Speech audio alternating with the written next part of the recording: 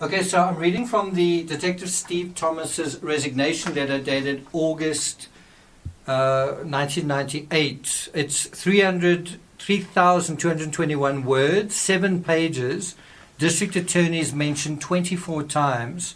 That's about 3 to 4 references to the district attorney on each and every page, going on for 7 pages, and that excludes references to the DA. And so let's go through it. Chief Beckner, this is dated August 6th, 1998. On June 22nd, I submitted a letter to Chief Kobe requesting a leave of absence from the Boulder Police Department. In response to persistent speculation as to why I chose to leave the Ramsey investigation, this letter explains more fully those reasons. Although my concerns were well known for some time, I tried to be gracious in my departure, addressing only health concerns. However, after a month of soul-searching and reflection, I feel I must now set the record straight.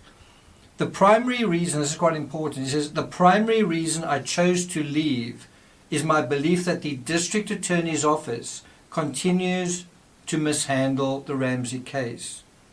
Right? And if you think about that, he's saying this in August 1998. What happened in August 1999? I got nightmares in my head, I fear. Thoughts build up until I can't feel. My mind fills up into a creature, and it haunts me somewhere much deeper. I got nightmares in my head, thoughts build up until I can't. Hello and welcome to True Crime Rocket Science, the most authentic voice in true crime, and also the most authentic schnauzer in true crime. Steve Thomas goes on to write, I had been troubled for many months with many aspects of the investigation. Albeit an uphill battle of a case to begin with, it became a nearly impossible investigation because of the political alliances, philosophical differences, and professional egos that blocked progress in more ways and on more occasions than I can detail in this memorandum. Do you notice he mentions political alliances first? When he talks about it becoming impossible to investigate, the first thing he mentions is political alliances. Ultimately, if you look at what the DA did with the jurors' work in the grand jury trial, isn't it a kind of repeat of putting a roadblock in the police case after those presentations? We're just not going to do anything. He goes on to write, I and others voiced these concerns repeatedly. In the interest of hoping justice would be served, we tolerated it, except for those closed-door sessions when detectives protested in frustration, where fists hit tables, where detectives demanded that the right things be done, the wrong things were done, and made it a matter of simple principle that I could not continue to participate as it stood with the District Attorney's Office. As an organization, we remained silent when we should have shouted.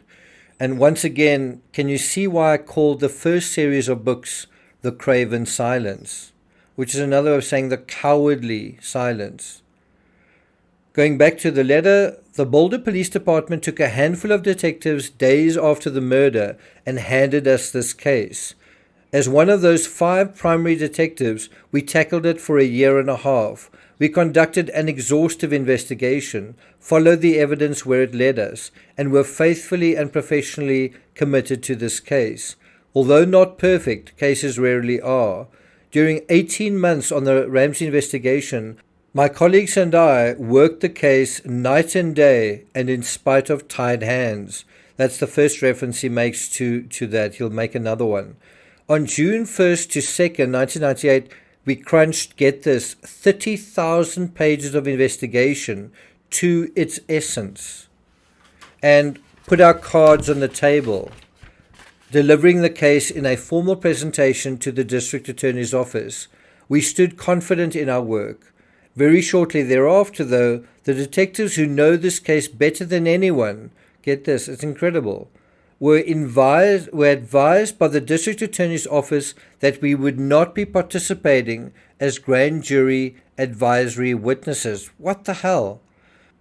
The very entity with whom we shared our investigative case file to see justice sought, I felt, was betraying this case. We were never afforded true prosecutorial support. There was never a consolidation of resources. All legal opportunities were not made available. How were we expected to solve this case when the District Attorney's Office was crippling us with their positions? I believe they were, literally facilitating the escape of justice. During this investigation, consider the following. During the investigation, detectives would discover, collect, and bring evidence to the District Attorney's Office only to have it summarily dismissed or rationalized as insignificant. The most elementary of investigative efforts, such as obtaining telephone and credit card records, were met without support. Search warrants denied. Now, think about how many cases are out there and how many cases involve and include telephone records, credit card records. So why are they denied in this case?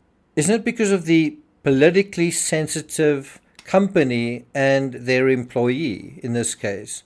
The significant opinions of national experts were casually dismissed or ignored by the District Attorney's Office.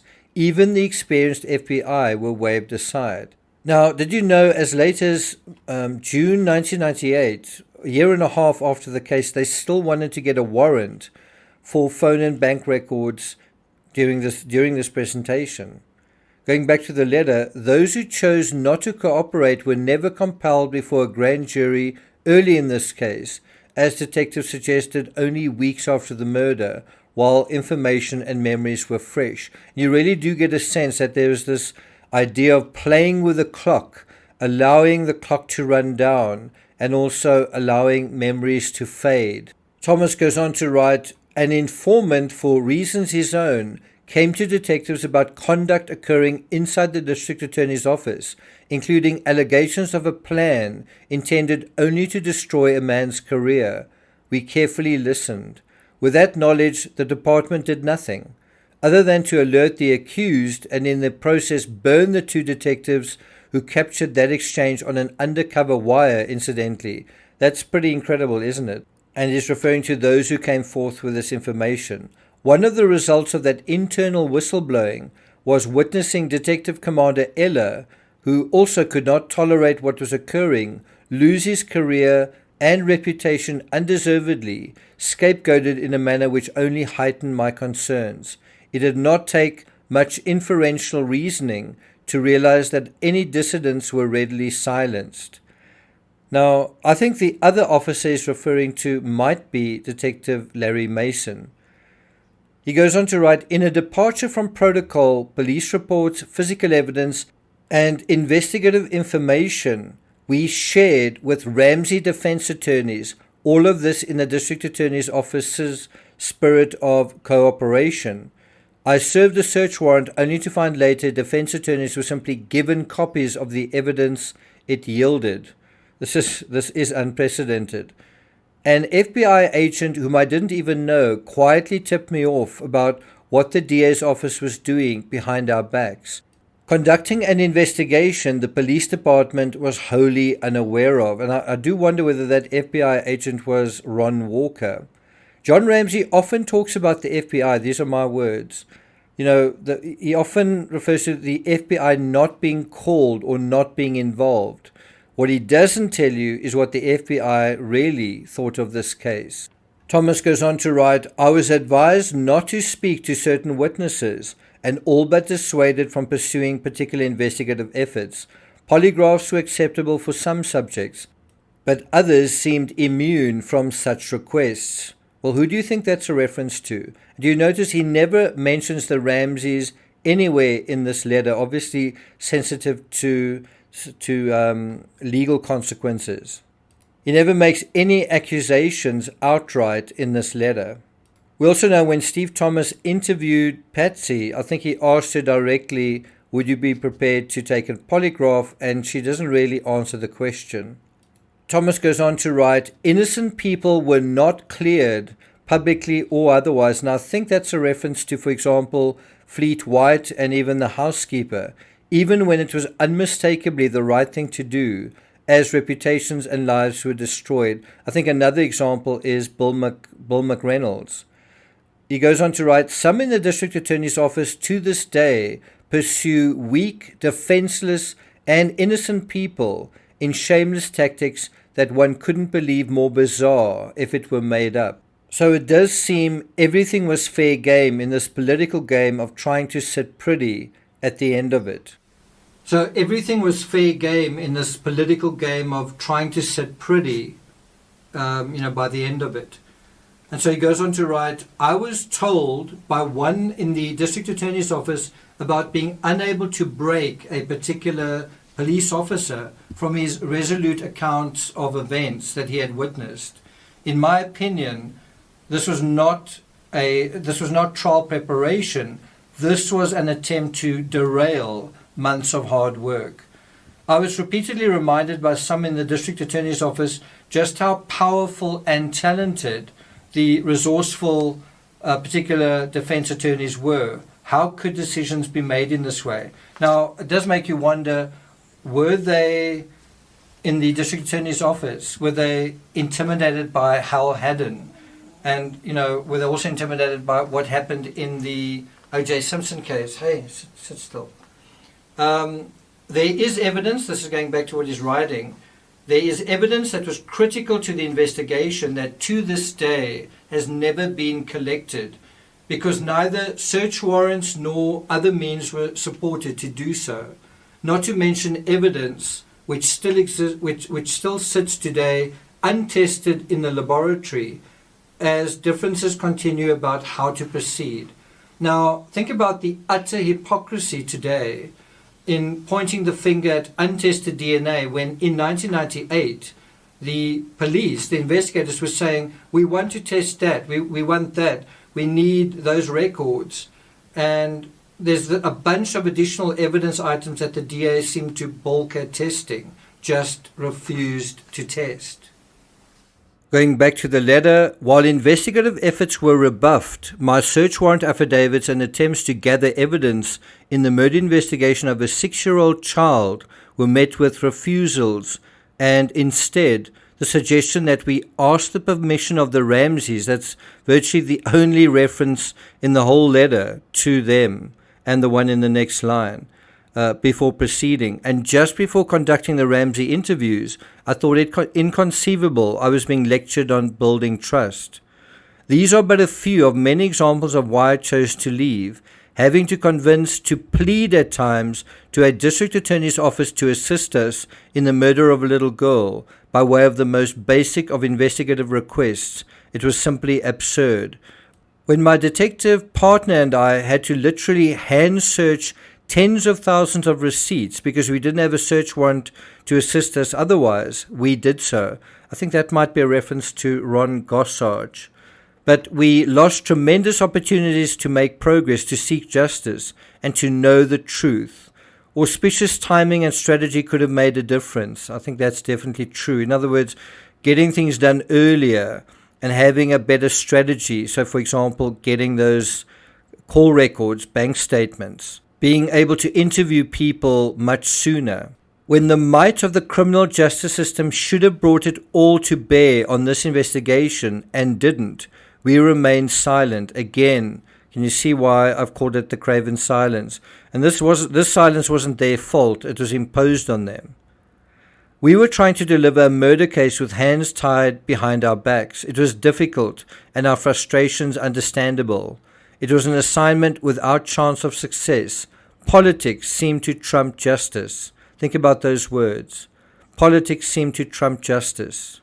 And what was driving the politics? Wasn't it money? Next paragraph.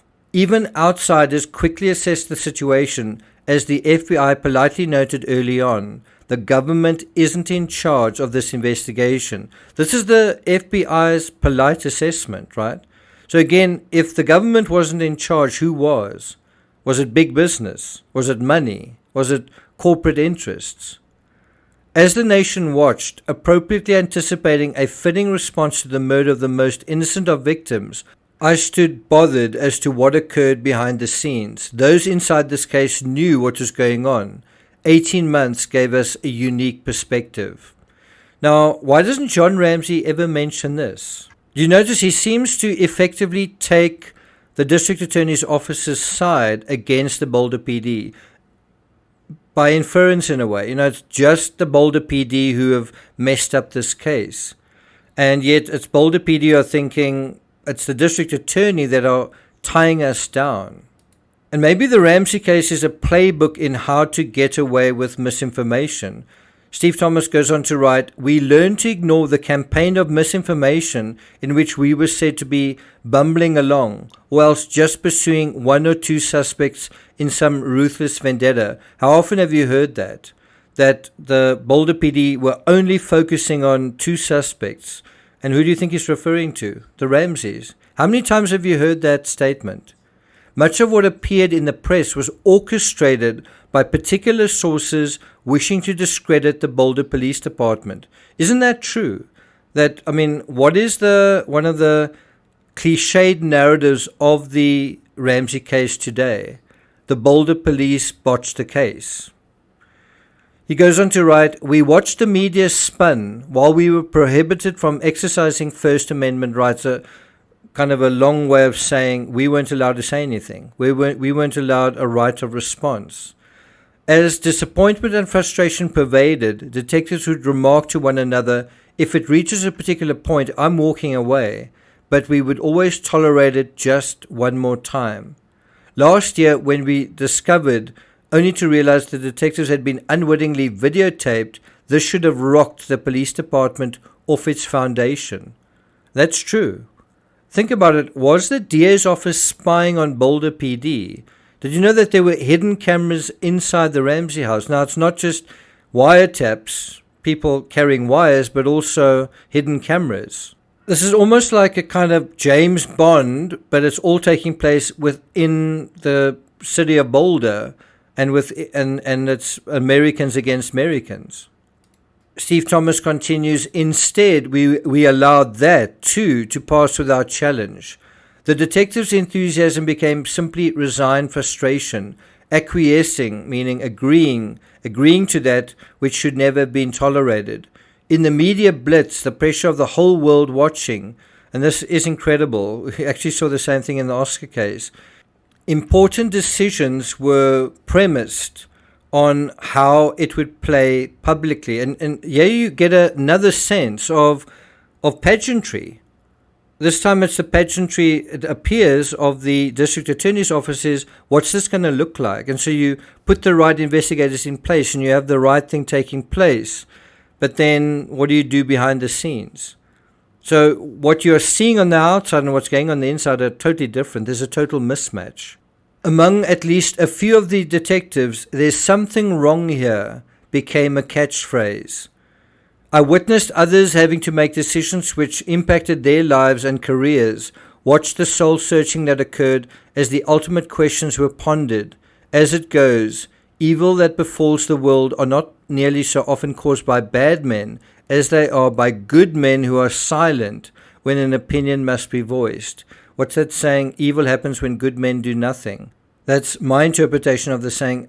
Again, can you see why I called the first series of my books The CRAVEN Silence? He goes on to write, "Although several good men in the police department shouted loudly behind closed doors, the organization stood deafeningly silent at what continued to occur unchallenged." Again, do you see the CRAVEN silence?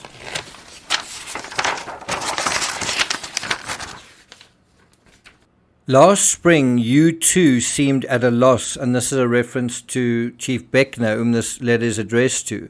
I was taken aback when I was reminded of what happened to Commander Eller when he stuck his neck out, when reminded how politically powerful the DA was, when reminded of the hundreds of other cases the department had to file with this district attorney's office, and that this was but one case.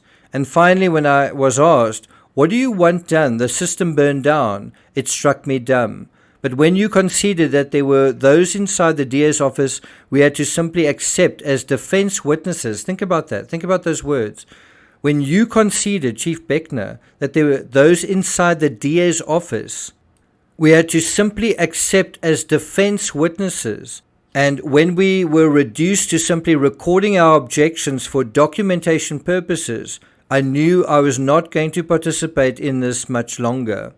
I believe the District Attorney's Office is thoroughly compromised. When we were told by one in the District Attorney's Office months before we had even completed our investigation that this case is not prosecutable, I wonder if that was Kane, we shook our heads in disbelief. A lot could have been forgiven, the lesser transgressions ignored, for the right things done. Instead, those in the District Attorney's Office encouraged us to allow them to, quote, work their magic, which he says I never fully understood. Now, think about those words, allow us to work their magic. Is that what they did in October 1999? Yet I must report to you that I and my prosecution task force believe we do not have sufficient evidence to warrant the filing of charges against anyone who has been investigated at this time. Is that an example of the DA's magic? Thomas continues, did that magic include sharing our case file information with the defense attorneys, dragging feet in evidence collection, or believing that 2 decades of used car dealing style pre-bargaining was somehow going to solve this case? Right and wrong is just that. Some of these issues were not shades of grey. And I must say, in terms of what happened with the grand jury, just in October 1999, that's definitely very black and white. He goes on to write, decisions should have been made as such. Whether a suspect is a penniless indigent with a public defender or otherwise. And I do think it was about dragging feet. That was a major strategy here. He goes on to write, as contrasted by my experiences in Georgia, another state, that's obviously when they went to Atlanta, for example, where my warrant affidavits were met with a sense of support and an obligation to the victim. Wow, that really does stand out. That contrast. He just goes to another state and suddenly everything is the way it should be. He continues, having worked with able prosecutors in other jurisdictions, having worked cases where justice was aggressively sought, I have familiarity with these prosecution professionals who hold a strong sense of justice. And then from Georgia, the Great Lakes, the East Coast, the South, I would return to Boulder to again be thoroughly demoralized. And I can't help thinking that there was a similar situation in a way with the Chris Watts case, where they were determined for that case not to go to trial either. But there was at least justice of a sort in the Chris Watts case. Thomas continues, we delayed and ignored for far too long that which was right in deference of maintaining this dysfunctional relationship with the District Attorney's Office. This wasn't a runaway train that couldn't be stopped. Some of us bit our tongues as the public was told of this renewed cooperation between the police department and the District Attorney's Office. This at the very time the detectives and those in the District Attorney's Office weren't even on speaking terms. Meanwhile, at the same time, you had to act as a liaison between the two agencies because the detectives couldn't tolerate it. I was quite frankly surprised, as you remarked on this camaraderie, that there had not yet been a fist fight. Now, I can't help thinking about this in a sort of Woods perspective where you say, think about the true family dynamics inside the Ramsey home, what is really taking place inside the Ramsey home. Isn't this an echo of it? If you're not going to deal with this in terms of a true prosecution, then doesn't that create an echo of those original dynamics? Because isn't that dysfunction now echoing through Boulder's justice system? You almost have the justice family, the parents and the children and those who are accountable to one another arguing amongst themselves, siblings arguing with each other, just creating a lot of kind of strife. The justice system should be like a family, but like many families behind closed doors, they are dysfunctional. And these are my words. Let's go back to Steve Thomas's letter. In Boulder, where the politics, policies, and pervasive thought was held for years, a criminal justice system designed to deal with such an event was not in place. So it's quite interesting if you think about the cliches in this case. You hear about how there were no murders in Boulder and the police weren't very experienced, and they didn't know how to deal with a homicide.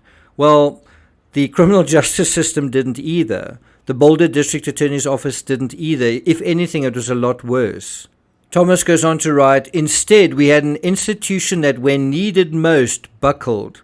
The system was paralyzed, as to this day one continues to get away with murder. I must say, in many ways, this whole thing feels like a Stephen King novel or Jack Reacher.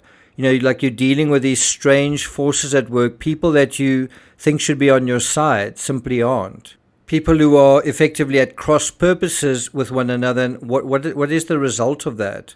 Confusion. It's almost like within a family, one spouse wants to divorce the other, doesn't love the other anymore, but also doesn't tell the family that.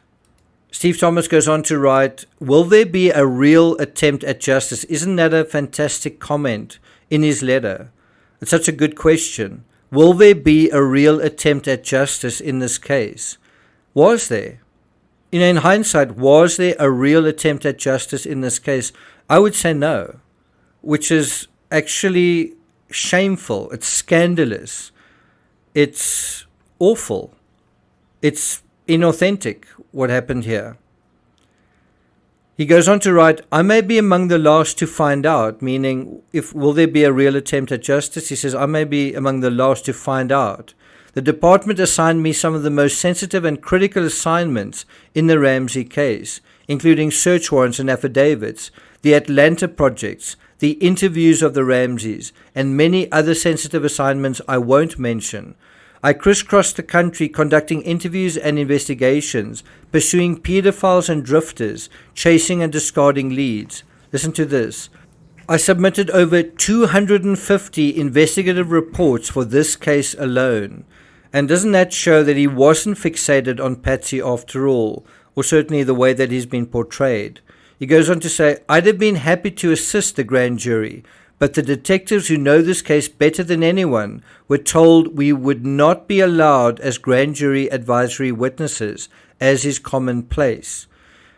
Now, think about how Netflix twists this around to not letting Lou Smith testify. Nothing about, we're not going to allow Steve Thomas and the actual detectives investigating. No, we're not going to let Lou Smith testify. And so if you talk about, a grand jury can indict a ham sandwich, not this grand jury, not a Boulder grand jury. Thomas continues, if a grand jury is convened, the records will be sealed and we will not witness what goes on inside such a proceeding. What part of the case gets presented, what doesn't? Wasn't Steve Thomas absolutely right in what he's saying here? He goes on to say, District Attorney Hunter's continued reference to a runaway grand jury is also puzzling. Is he afraid that he cannot control the outcome? Again, what an interesting statement. Is Hunter afraid that he cannot control the outcome? Why would one not simply present evidence to jurors and let the jury decide? And my response to that is an unambiguous yes. He goes on to write, perhaps the DA is hoping for a voluntary confession one day. What's needed, though, is an effective district attorney to conduct the inquiry, not a remorseful killer. And to that I also say, yes. The district attorney's office should be the ethical and judicial compass for the community, ensuring that justice is served, or at least sought. Instead, our DA has become a spinning compass for the media. So it does seem like Steve Thomas's impression is that the DA is all about appearances. He goes on to write, the perpetuating inference continues that justice is somehow just around the corner. That's a really interesting figure of speech he uses, that this pageantry was created, that, you know what, justice is just around the corner, we're almost there, and then you sort of allow that to take place. You allow the district attorney to continue with what he's doing. You kind of give him the benefit of the doubt, and then the something that you expect to happen just doesn't happen. Thomas continues, I do not see that occurring as the 2-year anniversary of this murder approaches, meaning that justice is just around the corner. He's saying, I don't see that happening. He goes on to say, it is my belief the district attorney's office has effectively crippled this case. And this was in June 1998. Wasn't it also true in October 1999? Isn't it also true today? He goes on to write, the time for intervention is now. It is difficult to imagine a more compelling situation for the appointment of an entirely independent prosecution team to be introduced into this matter, who would oversee an attempt at writing this case. Unmistakably, and worst of all, we have failed a little girl named JONBENET, 6 years old. Many good people, decent, innocent citizens, are forever bound by the murder of this child. There is a tremendous obligation to them, but an infinitely greater obligation to her as she rests in a small cemetery far away from this anomaly of a place called Boulder. A distant second stands the second tragedy, the failure of the system in Boulder. Ask the mistreated prosecution witnesses in this investigation who cooperated for months, who now refuse to talk until a special prosecutor is established. Ask former detectives who have quietly tendered their shields in disheartenment. Ask all those innocent people personally affected by this case, who have held their lives upset because of the arbitrary label of suspect being attached. Ask the cops who cannot speak out because they still wear a badge. The list is long. Now, if you think about it, there were some really crucial witnesses that later kind of became intimidated or lost interest or for whatever reason didn't want to testify. Like Melody Stanton, the overseas neighbor who heard the scream. Like Luther Stanton, the overseas neighbor, Melody's husband, who heard that sound of metal clanking on concrete after midnight. Going back to Steve Thomas's letter, I know that to speak out brings its own issues, but as you also know, there are others who are as disheartened as I am, who are biting their tongues, searching their consciences. I know what may occur. I may be portrayed as frustrated, disgruntled. Not so. I've had an exemplary and decorated 13-year career as a police officer and detective. I didn't want to challenge the system. Think about those words. I didn't want to challenge the system. And so why does he? Because he cares. Because he's a person of integrity. Because he has a moral compass of his own. He goes on to write, in no way do I wish to harm this case or subvert the long and arduous work that has been done. I only wish to speak up and ask for assistance in making a change. In other words, he's trying to break this CRAVEN silence. He says, I want justice for a child who was killed in her home on Christmas night. This case has defined many aspects of all our lives and will continue to do so for all of our days. Think about, these are my words, think about this attitude to undermining law enforcement that we see in the Ramsey case. We also see it in the McCann case, how that has been echoed currently, where it's typical these days to just criticize the police in America. Is that really so helpful? Well, that spirit of doing that seems to have been born. This is the source code for that. And what do you think happens when you do that? Well, you have cases that aren't resolved. Injustice occurs. He goes on to write, my colleagues put their hearts and souls into this case, and I will take some satisfaction that it was the detective team who showed tremendous efforts and loyalties to seek justice for this victim. Many sacrifices were made, families, marriages. In the latter months of the investigation, I was diagnosed with a disease which will require a lifetime of medication. Although my health declined, I was resolved to see the case through to a satisfactory closure. I did that on June 1st and 2nd. And on June 22nd, I requested a leave of absence without mention of what transpired in our department since Christmas 1996. What I witnessed for 2 years of my life was so fundamentally flawed, it reduced me to tears. I've actually read this out before, but I think it does bear repeating.